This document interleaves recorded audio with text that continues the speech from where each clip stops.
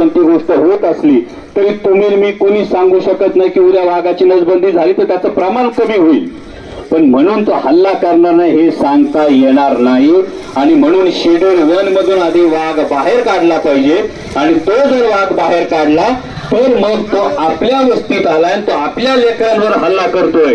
यावर वाघावर जो काही आपल्याला उपाययोजना करायची ती शेड्यूल 1 मधून बाहेर काढली आपल्याला करता येणार आहे. त्यासाठी आपण मागे लागलो. दुसरी मागणी तुम्ही जी मागणी केली त्यासाठी मागची घटना घडल्यानंतर 7 वाघ आपल्या भागात पकडले.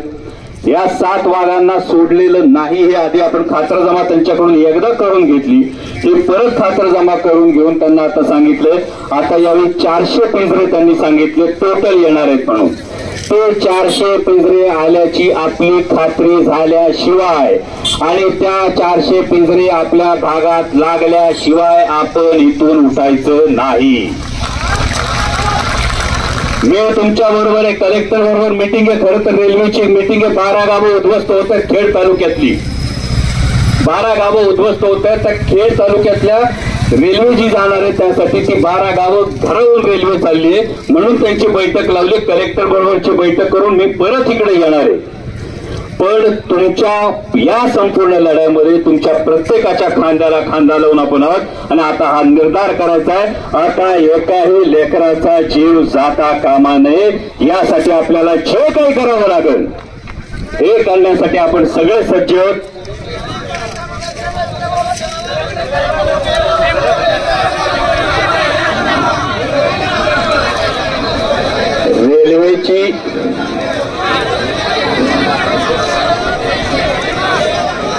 रेल्वेची जी बैठक आहे आपलेच बांधव आहेत, आपलेच 12 गावं उद्ध्वस्त होत आहेत. त्यासाठी ती बैठक उद्या शिफ्ट करायला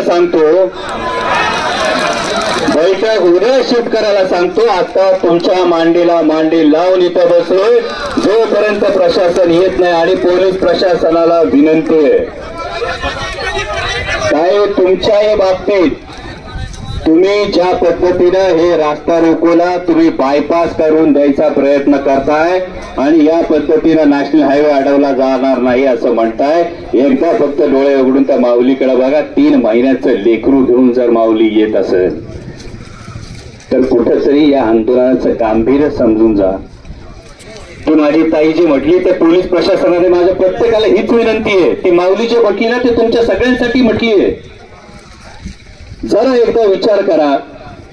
आपल्या लेकराचा त्यावेळी तिथे विचार करा आणि मग या आंदोलनातून फाटे फोडायचे. जर तुम्ही गनिमी कावा करणार असाल तर प्रशासनाला सांगून ठेवतो मग आम्ही सुद्धा सगळा चक्का जाम करू शकतो. एवढी आमच्यामध्ये ताकद आहे. ती वेळ आणू नका आणि लवकरात लवकर प्रशासनानं इथं यावं.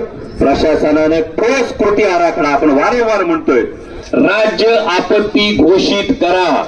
जर राज्य आपत्ती घोषित झाली तर बिबट्याला शेड्यूल 1 मधून काढणं सोपं होईल. मगाशी ती ताई जी म्हटली त्या माऊलीच्या म्हणण्यानुसार फक्त गेट करायची आमची एकट्याची जबाबदारी नाही.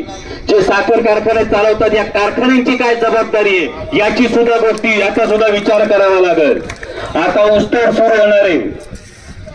ऊसतोड चालू झाली म्हटल्यानंतर काल जुन्नर तालुक्यामध्ये 4 पिलं सापडली.